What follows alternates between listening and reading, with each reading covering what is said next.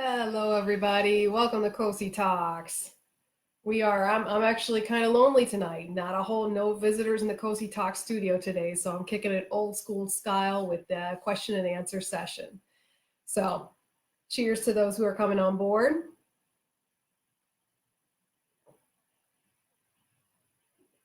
Not a whole lot of questions this week, but we had a couple of questions that did roll in. Really good topics. So I'm looking forward to some of the discussion that we're going to have tonight about these particular topics. All right, guys, as you come on board, hey, Fred, how you doing, man? Don't be shy. Let me know who you are, where you're from, and what is in your Cosi Talks mug.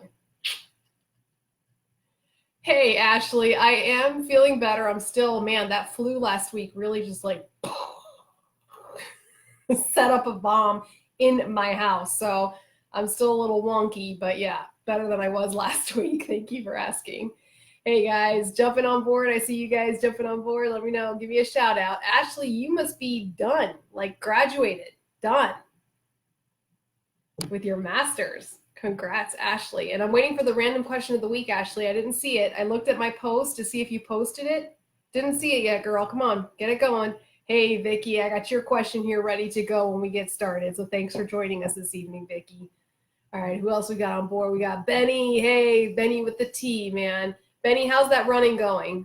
We got Matthew with the unsweet tea, Steve Schreidel with hot mint tea with lemon and honey. That sounds really good right about now, Stephen.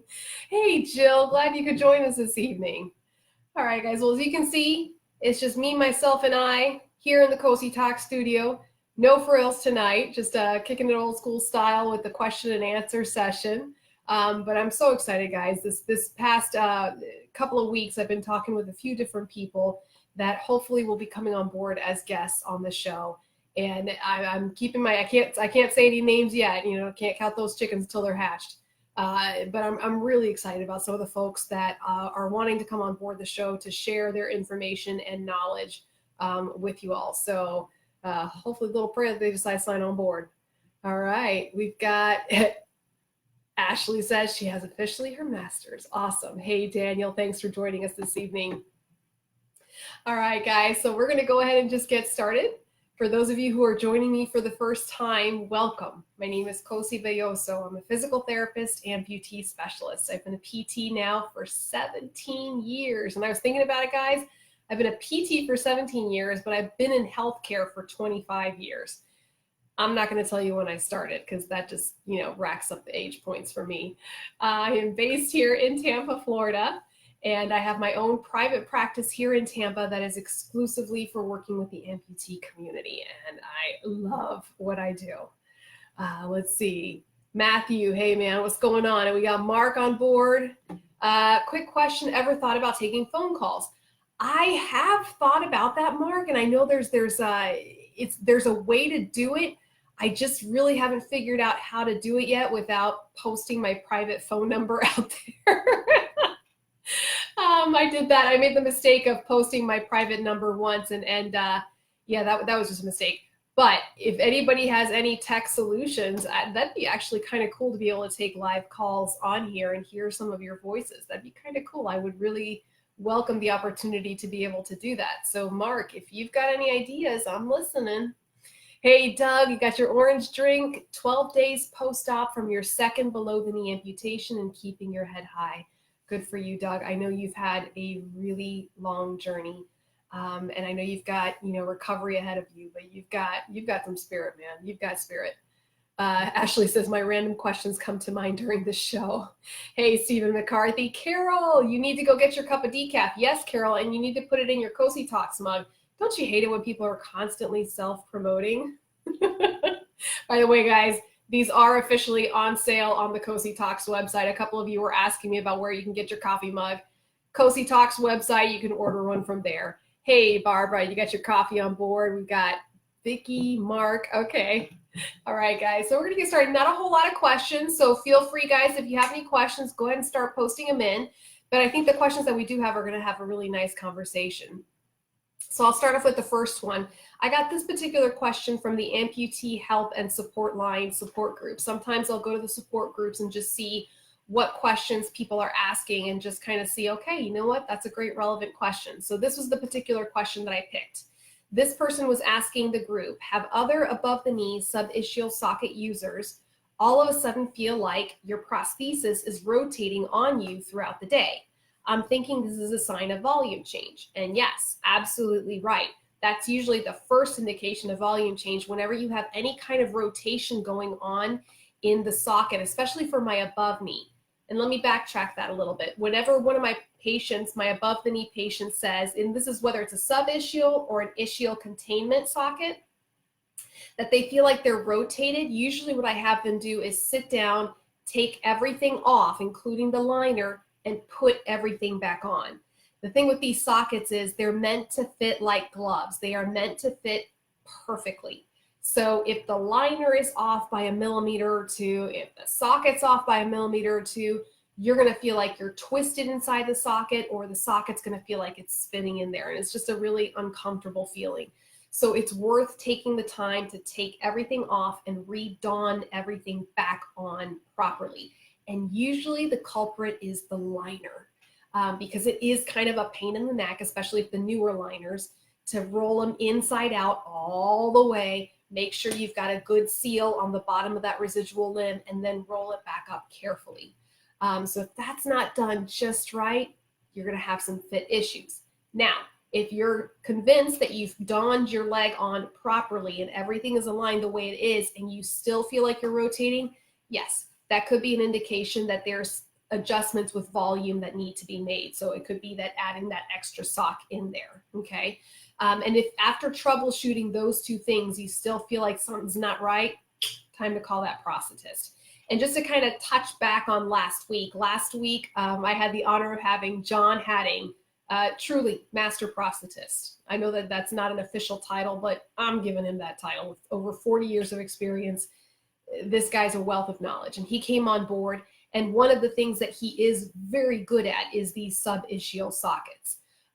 So again, if you are someone who has a subischial socket, you really need to be in very close communication with your prosthetist to make sure that that fit is spot on. How many of y'all were here last week? How many of y'all watched, hit like, or put a comment me in there? How many of you got to hear last week's talk with John? Send me a comment. Let me know.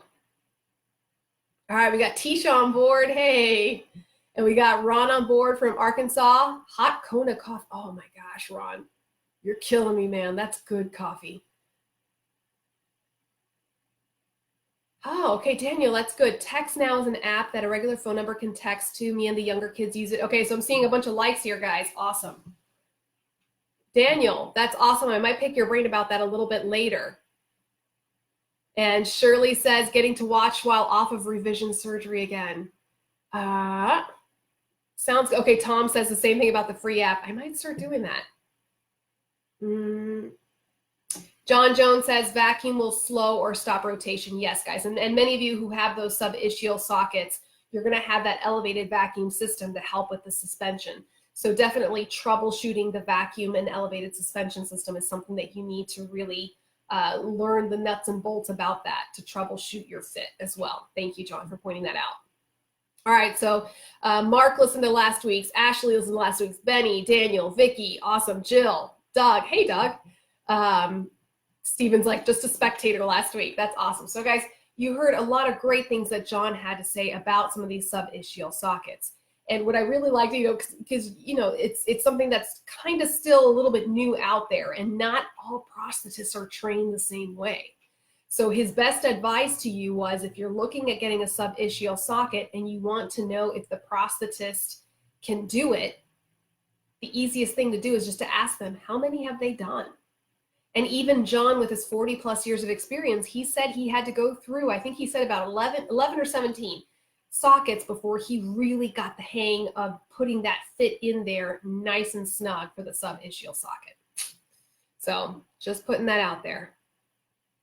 Hey, Susan, drinking the water tonight. Awesome. All right. So I'm going to go to another comment, and this was kind of like a comment slash question. So One of you all emailed me, Robert emailed me, and he said, and this is, I haven't had a chance to do fact checking on this, guys, but I thought this was very interesting. He said, General Motors will pay for alterations for handicapped individuals who are new car buyers. And Robert says he got his left gas pedal reimbursed, the $850. So it's come up occasionally on the show, like, what should I do for driving? How can I, handle that? Do I have to register with the DMV? So I was very interested to hear that from one of my viewers. And again, guys, I haven't had a chance to do fact checking on that. So if any of you are in the market of purchasing a new car, I would say, why not ask that question to your car dealership? Have them throw that in there. Car modifications can be kind of on the pricey side. I mean, hello, just to get a left gas pedal, it's $850, right? And you want to make sure that you're absolutely safe with your driving. So you know what? The car salesman who really wants that sale from you, why not put them on the spot a little bit and ask them, can they throw in car modifications? And it sounds like I said, the particular viewer who sent me this email said it was General Motors. So there's a starting point for some of you, because I know I've had 1 or 2 patients come in that they've had their car modifications made, and it was a significant expense. All right, let's see what else we got. Scott says, just finished dinner with Highsmith here in the Denver snow. Oh man, what's going on, Scott? And a shout out to Jason, man. Jason, looking forward to meeting you. I've been hearing a lot about you. All right. Daniel asks, any ideas to help with rotation issues in the socket while running? The socket fits amazing until full of sweat. No ply and no marks at all day. And Daniel, you're kind of lucky, because I've had quite a few runners just coincidentally in my clinic lately. And definitely a lot of things change with running, okay?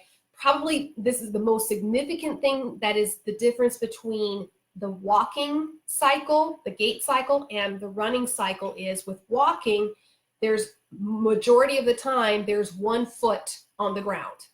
And as you start to get faster and go running, you eliminate contact time with the ground. Okay, so and we call it the double float stage in the running gait cycle. So basically it means that both feet are floating in the air at the same time.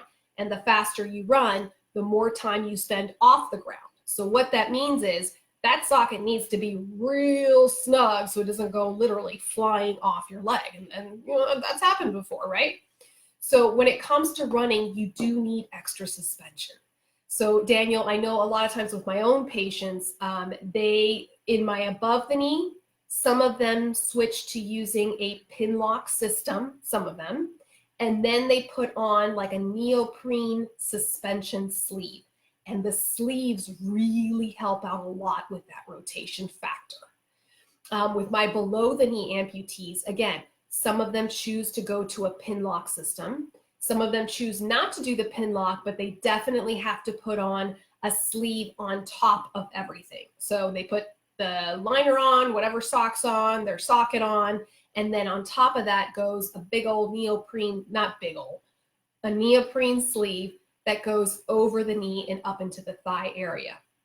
And those really help with the rotational component, Daniel, and it gives a much more secure fit. As for the sweat, okay, and again, I'm kind of putting my feelers out there in the community for more ideas on how to manage sweat. But a lot of it is you just have to stop, take off the socket, take everything off, literally pour the sweat out, dry everything off, and put it back on again. That's a lot of times with my amputees that I have. They'll put on the antiperspirant the night before on their skin to help with sweat management. But guys, you sweat. It's just going to happen. So the best thing to do is to make sure you're protecting your skin during that time. And that might mean having to change out your socket change out your socks during your running workout. Y'all have heard of Reggie Showers. He's been on my show a couple of times or two. Reggie is a bilateral below the knee, and he's run marathons. He's done full marathons. And in the marathons, he has even stated that he had to stop at certain points to take off things, dry everything off, and put clean, fresh socks on. Okay. But Daniel, definitely things change when you run. So your prosthesis may also have to change. It could be that you need certain adjustments to your socket. It could mean that you need eventually down the line your own socket that is specific for running. certainly look into getting a suspension sleeve, and your prosthetist is someone who can really help out with this. All right. Hey, David, the woman, the myth, the legend, you crack me up. Okay, and I think I just answered David and Daniel's question in one fell swoop. Woohoo! Hey, Stacy, good to have you on board. So Jill has a great question. Jill says, how many above-knee amputees use the All-Pro foot that John was talking and raving about last week? So last week, John, the prosthetist who was on board, was stating that he is a huge fan of the All-Pro foot. So guys, those of you who use the All-Pro, give me your thoughts on it. Let's give Jill her thoughts on what that is. Yeah, and Daniel says, that's my biggest problem when running, no matter the combination of liners or sleeves or not. And Daniel, I mean, that's something that's going to happen. So again, with the rotation, look about getting a suspension sleeve. And Daniel, can you, I'm sorry. Daniel, can you just indicate to me if you're an above the knee or below the knee? I'm sorry, if you could please remind me. If you're an above the knee, the suspension sleeves, or I'm sorry, the suspension sleeves, the ones that have a strap that goes around the waist, really great for controlling rotation. I have a couple of runners who use that and they swear by it. So for below the knee, the ones that go over the knee into the top part of the thigh, and they can make them fairly thin so that it still allows for you to have good knee flexion when you're running. Mark says he put in a left foot accelerator 3 weeks ago for $300. Works great. Awesome, Mark. Let's see. Vicky uses her right below the knee to drive. Okay. Daniel says, yes, notice the faster you run, the worse the problem. Yeah. Hey, John, glad you could join us. Daniel, sounds good. Feel free to message me later and we can try to see if we can troubleshoot things for you. Not a problem.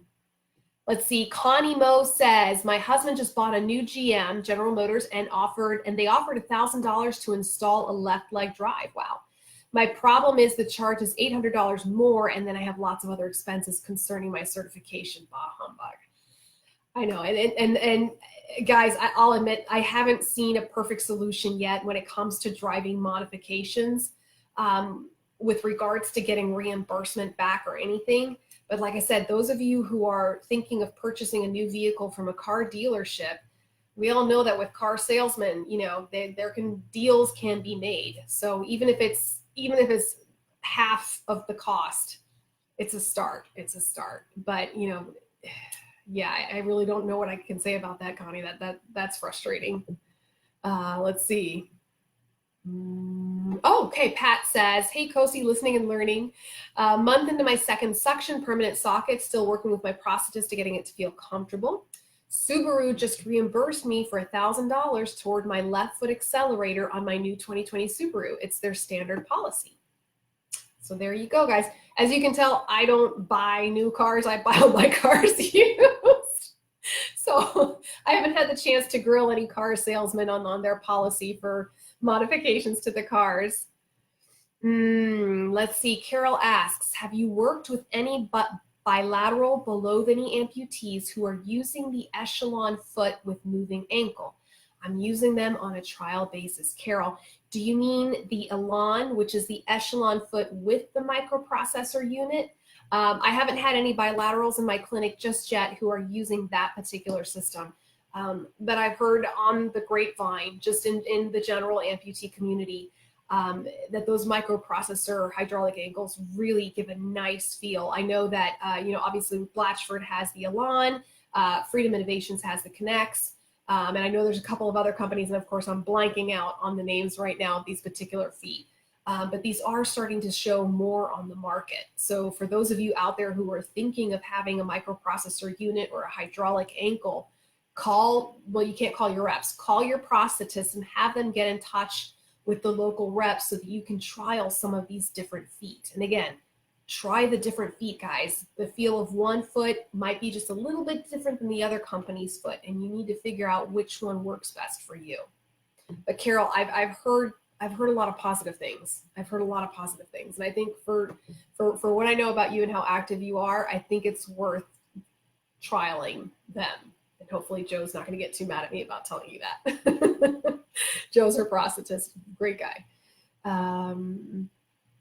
David says, I think everyone is on the running and sweating problems tonight. Yeah, and I'll tell you what, Florida, we've got maybe one more month of pleasant weather, and then it's all going to be about the sweat.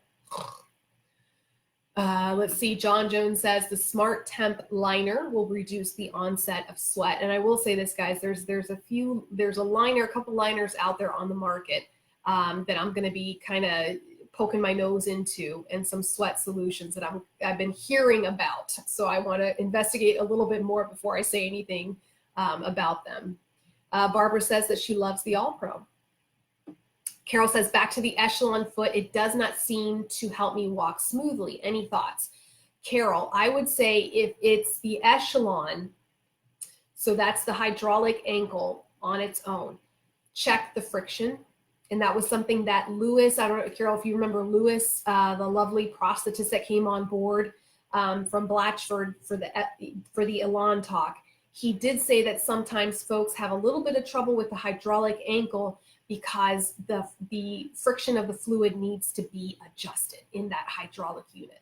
So that was something new for me to learn. So definitely, Carol, check into that. And Carol, if you're still having any problems, I would be more than happy to put you in contact with the Blatchford rep that can help you troubleshoot with this. And Carol, I'd be curious as to how you would do with an Elan. I'm just throwing that out there. I don't know if you've thought about that. Just saying. Okay, Daniel says, below the knee, I have a suction socket with an elevated vacuum. Okay, and I can use the sleeve with or without, and with or without the Osher seal-in liner. Okay, so Daniel, with you might need to play around. Again, Daniel, if the suction socket is not working, first try using a sleeve that goes over everything. And that could be that's all you need. And if that still isn't working, ask your prosthetist. See if they'd be willing to make you a pin lock socket just for running. And that might be just the right amount of suspension along with the sleeve that you need. But for now, before you go into making a whole new socket, try using a neoprene, one of those sleeves that goes over the socket, over your knee into the top part of your thigh, and just see how that works out, okay? But Daniel, I'll be happy to continue this conversation with you to see if we can troubleshoot to help you out. Benny says he's a right below the knee, and I love the All Pro. It's great for running. There you go. Daniel says, I installed modifications at the shop. There's no real standard cost or labor time in the books for it, so you can be at the mercy of the installation facility. Yes, Carol, the Blatchford Echelon VAT. Yep, VT, not the Elan. Yes. So I know you're trying out the Echelon. So again, Carol, I would say since it's the hydraulic unit without the microprocessor unit, see about the adjustment in the hydraulic fluid and see if it's too, if you're having a lot of trouble really getting the feel in the floor, it could be that the fluid is too thick, for lack of better words, and it needs to be a little bit more thin to allow for better movement, a little bit easier movement. Or the opposite, Carol, if you feel like it's just a little floppy, maybe the fluid needs to be a little bit more viscous, a little more thick there to provide for that extra friction. Okay, so that would be the first troubleshooting I would say to ask your prosthetist about. Dan says, hi, Cosi, learning a lot from your talks. Still waiting to get me first. I'm a left BK. Thank you for all the information. My pleasure, Dan. And if you have any questions, Dan, please throw them down there. All right, Carol, let me know what Joe says, because I really am interested in learning how that works out for you. So let me know how that works out with Joe. Hold me to it. Okay, Daniel says he's got a plan in the works. Daniel says, I run better at this time with the All Pro than my Freedom Catapult after my revision. Okay, that's interesting. And I've had a couple of patients use the Catapult and they love it. It's interesting. Just, like I said, I've had a lot of runners in the past few months, which I love having runners in my clinic. And it's just interesting to see how different everybody's taste is when it comes to the running blades. And guys, we've got some really fantastic options out there in the market. We've got the Freedom Catapult. We've got the one by Osher. And of course, all the names are flying out of my head right now. The All Pro. Just some really great options for running blades. And it's great because runners, oh my gosh, if people have different walking gaits, runners have completely unique running patterns. So it's good to see that there's different options out there. John says, I was a test patient involved in the testing of the Smart Temp. I'm assuming that's the liner that you were talking about. And it says, feel free to message me if you wish. John, I would be very interested in learning a little bit more about that. If you don't mind, John, can you private message me and just let me know the company and the liner? I would like to kind of learn a little bit more about that. All right, guys, let me,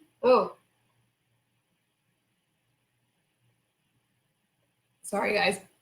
I'm like drinking like a fish. It's water, nothing interesting.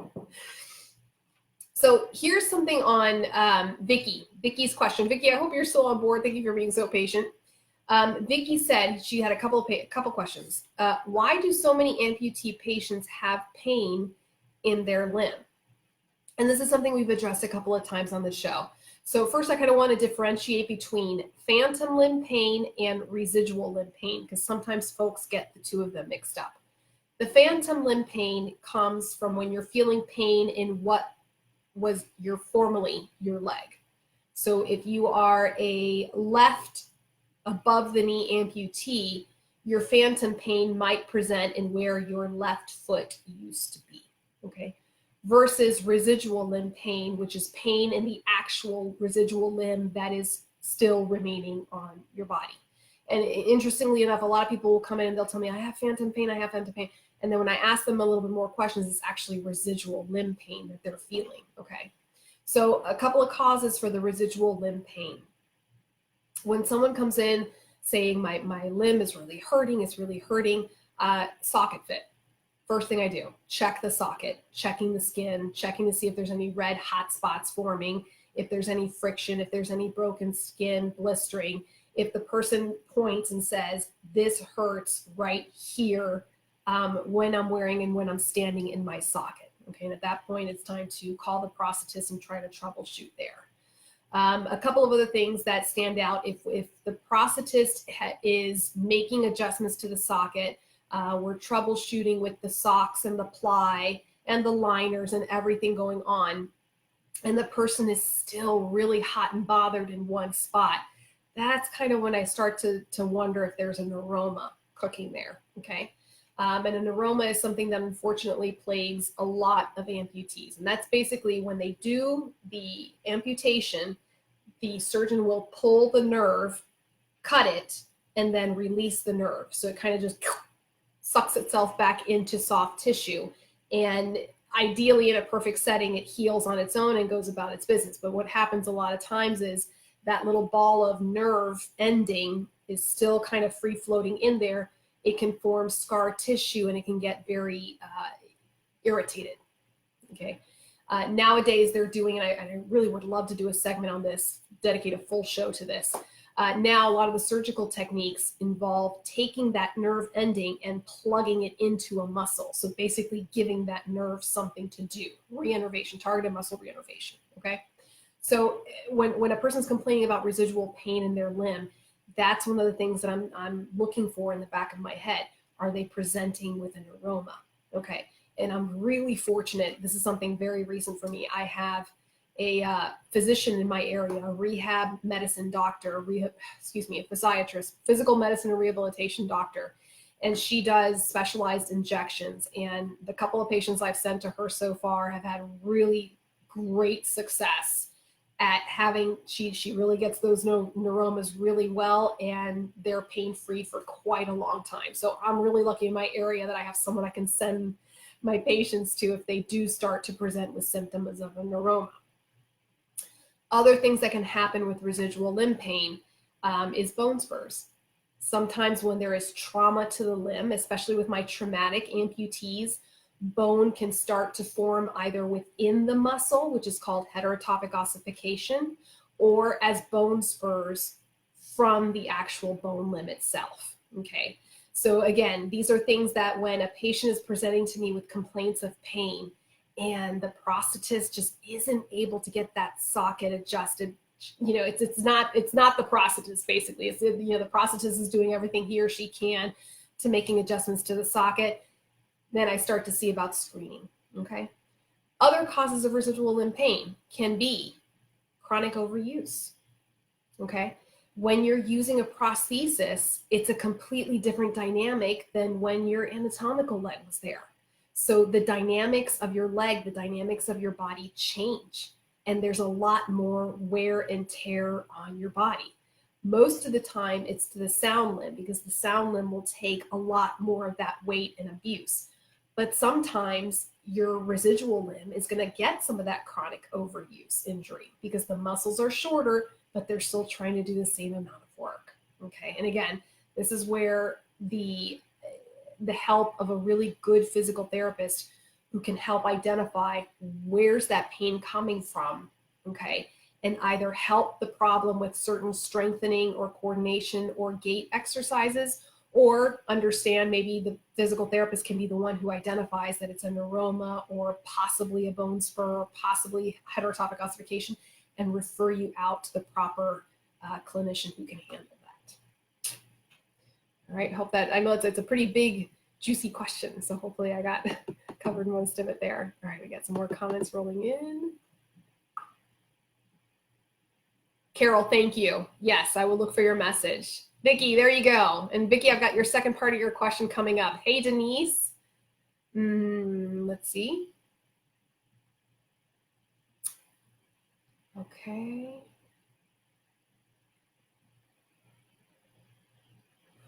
Okay, this is good. Okay, so Kimberly.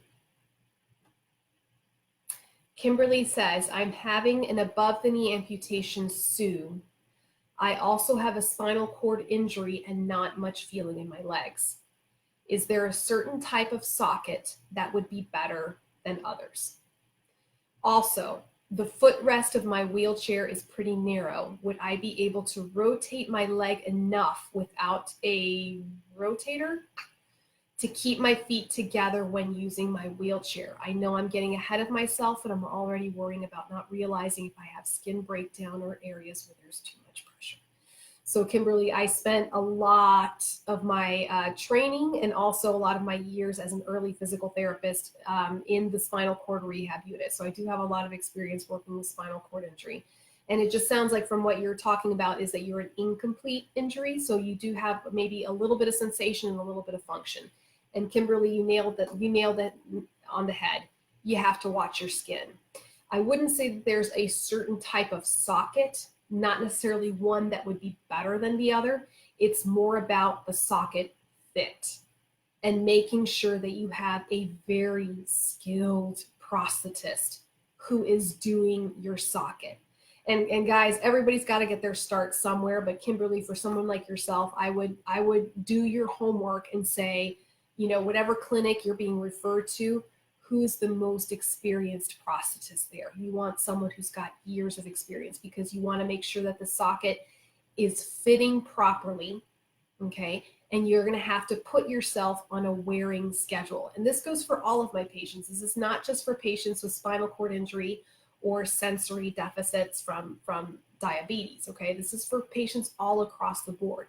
When you're first learning to put on that socket and use that leg, you gotta give your skin time to get used to it. If you just pop that leg on for 10, 14 hours on the first day, anybody's gonna have problems. I don't care how healthy your skin is, you're gonna have problems, okay?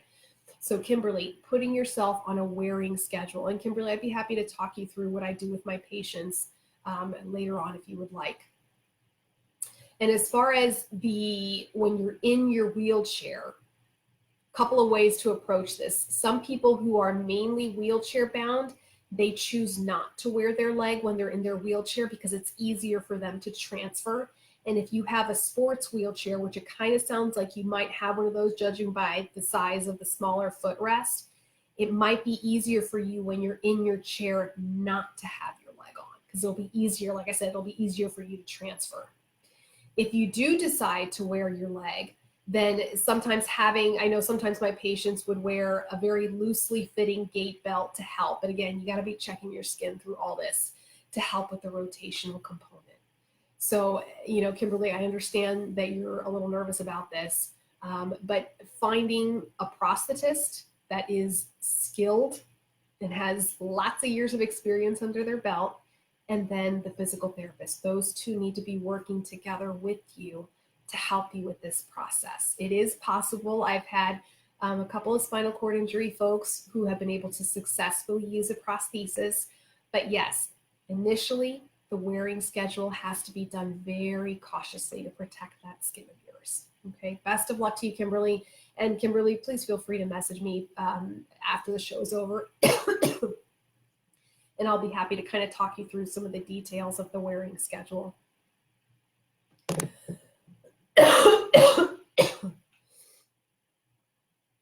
Dan says, my surgeon actually left my nerves and coiled them in the bottom of my amputation versus ending them in muscle, and believing this is a better option now. Time will tell, I guess. And Dan, everybody's different.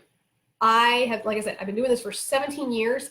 I have yet to really see a pattern when it comes to neuromas. The same thing with phantom pain. I have yet to see a pattern like, oh, well, this person had this type of amputation and this kind of thing and this kind of procedure, which means they're probably going to present with neuromas. No. And there are some people who didn't have, actually the majority of people did not have the targeted muscle reinnervation, and they have no problems with neuromas. So my theory is it's a lot of it also depends, surgical technique, but also how you form scar tissue. There are some people that they just form more scar tissue than others. So if you're somebody maybe who forms a lot of scar tissue around that neuroma, maybe you're going to have a few more problems there. But Dan, yes, I've had several patients who did not have targeted muscle reinnervation, and they're fine and dandy. They're fine and dandy. But again, targeted muscle reinnervation is something that I'm starting to see a lot more in the revision surgeries, and also in some people who have elective amputations that they know ahead of time they're going to have the amputation, and they can have that conversation with the surgeon about having TMR. So again, that's a whole segment I would love to do at some point on this show. John says, I wondered if that was true about trauma involved in the amputation of a limb was directly related. John, maybe you're referring back to my previous answer.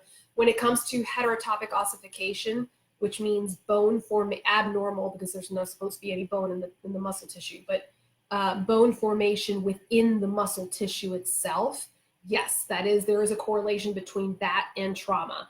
And interestingly enough, people who've had traumatic brain injuries, that was one thing I learned when I was working in the TBI and spinal cord injury rehab units is a lot of our traumatic brain injuries, for whatever reason, and there's a couple of theories out there, they will start to form this heterotopic ossification, just the spontaneous creation of bone within the muscle. And it can create some pretty big problems with movements of the joints and can be kind of painful as well. I've only ever had maybe a small handful of my amputees that presented with heterotopic ossification, and they were all traumatic amputees. So, let's see what else we got going on. All right, sorry guys, trying to scroll through here. Hey, Dottie from Canada. We got Jeffrey on board. Daniel says, I did that plus 12 plus hours and a bike ride the first day. From experience, just don't do that. There you go, guys. School of Hard Knocks. Don't put your leg on for 12 hours that first day. You're going to be paying for it. John says, gotta go. Done snowing here in Ohio. Need to go shovel some snow. Okay, Kimberly, I'm glad I could help. And again, happy to answer any more questions you may have. All right, let's see what else we got. I had to get my arteries in the stub cleaner. Huh, interesting, Vicki. Okay, so Vicki, I've got your other part of your question here. So why do amputees complain of back pain when walking and standing? Okay, depends on what study you look at, but basically it's a really large percentage. It's somewhere like close to 80% of amputees experience back pain within 5 years of their amputation. Guys, let's just do a quick little poll. You know, I love doing my polls. If you have back pain, press me in the comment section, like type it in for me, because I want to see not just the likes, but type it in for me. Type in me. If you have back pain and you've experienced this back pain after your amputation, type in me.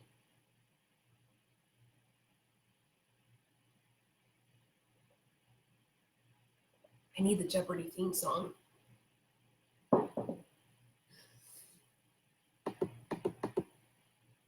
Hey, Robin.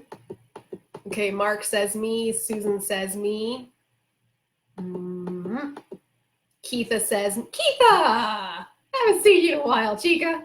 We got Jeffrey says me. Connie says me. Patricia says me. Stacy says me. Brian says me. Jill says me. Dottie says me. So I think it's safe we can say that this is a good exampling of that 80%. Okay, and guys, it goes back to also what I said before. When you have an amputation, the dynamics change. Things become unlevel. Things become asymmetric. And your body is trying to achieve that symmetry. Okay, so it could be pain coming from the pelvis because the pelvis is not aligned properly. It could be due to weakness in the muscles in the glutes. That will then eventually contribute to the back pain. It could be that that sciatic nerve is getting pinched in a really bad way, and that is referring and mimicking back pain. It could be that some of you have had herniated discs because of the stress of using the prosthesis or stress from a previous accident, and that is causing your back pain. Okay, good news about all this is back pain can be managed so well with therapy. And this is something I feel really passionate about. The reason why is because I see so many folks who are on heavy duty narcotics because of the excruciating and debilitating back pain, or they've been through surgery after surgery after surgery because of the back pain, and the surgeries keep failing. Okay. In the 17 plus years I've been a therapist, guys, the single most effective management for back pain that I have seen, physical therapy.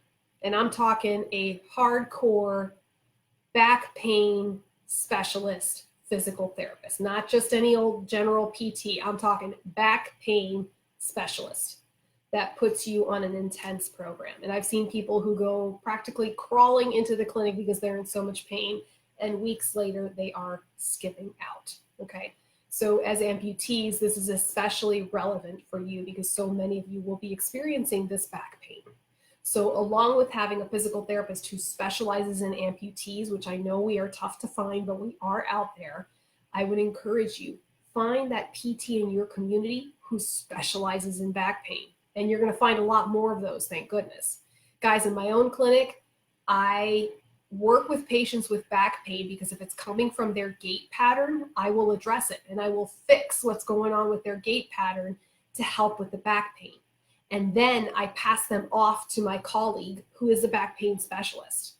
And that way that they can get both benefits, the benefits of having the gait training with me to help resolve what's causing that back pain, and then tightening things up, like I say, tightening things up with the back pain specialist to make sure that they don't keep getting re-injured. So that's usually a bigger soapbox for me, but I'm trying to keep it short and sweet for tonight for that one. All right, hang on. Comments are coming in. Oh, Daniel says me. Keith says me. A lot of back pain. Vicky says me, but I got a shot. Carol gets the back pain. Connie says, because I'm an amputee and elderly, is it okay for me to be really tired sometime? Connie, you are not elderly. Sorry, you don't qualify for elderly just yet. But yes, folks, I mean, as an amputee, you're using and expending a lot more energy to use your prosthesis. And again, depending on which book you pick up, if you're a below the knee amputee, you're using up to 40% more energy to walk than a person with two anatomical legs. If you're an above the knee, up to 80% more energy, again, depending on what numbers you look at, okay? And the bilaterals, even more so. So I always tell folks that's the equivalent of me going out and running 3 to 5 miles. That's what my patients feel like just every day walking in their leg. Okay, so yes, it is okay for you to be really tired at the end of the day. Obviously, as a physical therapist, I'm a huge proponent of lifelong fitness, and Connie, I know that you are as well. And keeping that fitness up, it's just that much more important when you're an amputee who's getting older. So, Robin says, going to the gym and getting my core stronger, balancing out my asymmetry has corrected my back pain. And again, guys, a lot of this back pain can be traced to asymmetries in the muscle weakness, specifically the core. And I'll just touch upon this briefly. I said I wasn't going to get on my soapbox, but Oh well, getting on the soapbox. All right, so with the core, guys, a lot of folks think that the core is just the abs, you know, the six pack. Yeah, I don't got a six pack. The abs that we all like to know and admire. Okay, the core actually consists of 4 different things: the abdominal muscles in the front, the back extensors, the muscles in the back, your diaphragm, and then your pelvic floor. Basically, when you sit down in a chair, that's your pelvic floor, those muscles in that area. And in order for your core to be strong, all 4 of those have to be strong and coordinated and tight. Okay, and it doesn't matter how old you are or how injured you are or how long it's been since you've done a sit-up or any kind of exercise, this can be done. It's all muscles and they are all capable of being strengthened. Okay, the one I am going to showcase is the front abdominal muscles. A lot of people, like I said, they mistake those 6-pack as the important ones, and that's actually not the case. The most important one is the one that's at the bottom, the core of yourself. It's called your transverse abdominis, and it goes around you like a corset. That's the muscle that needs to be targeted for those front abdominal muscles for core strengthening. But that, like I said, that's a whole soapbox talk for later. Let's see, Jeffrey says, sitting for my revision, back pain is new or recently new. And yes, Jeffrey, considering just how active you are, I'm going to say if you're having new onset back pain, it's because you've had those revisions and you've been having to be wheelchair bound for a while. But I have no doubt, Jeffrey, you are going to get up and moving, and I cannot wait to see what you look like in your new sockets. Gym does help with the back. And guys, it's really such a good investment in your health and your fitness and your pain management, finding that physical therapist who's a back pain specialist. And nowadays, like I said, guys, there are so many of them out there, so much more than even just amputee PTs. You can Google back pain physical therapist in my area.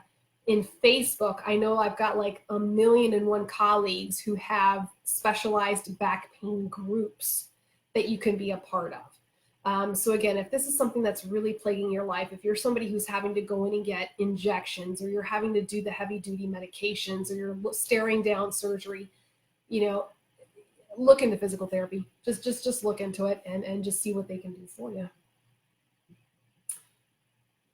Benny says, not me. I do a lot of stretching and lots of core work. There you go.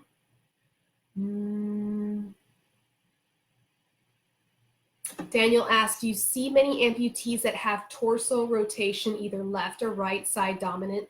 Is it higher in the amputee population? Daniel, if you're talking about like trunk rotation during walking, what I do see in my amputee population is that they don't have the trunk rotation.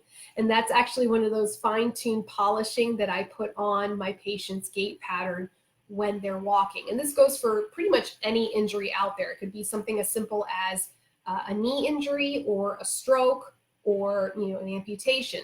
The first thing we do with our bodies is when we try to walk with an injury is we lose that rotation in our trunk and we become like little tin soldiers.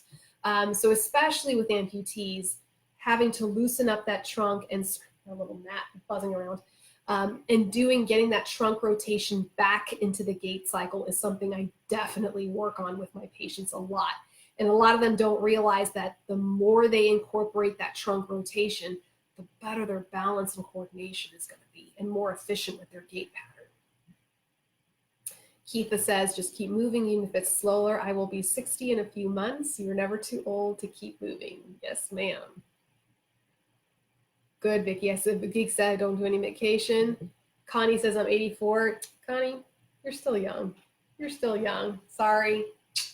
You're still young, Connie. All right, folks. I've got one more comment left, and then I promise I'm going to leave you guys alone. So, and this was just, it was a comment that somebody emailed me, and I couldn't let it go.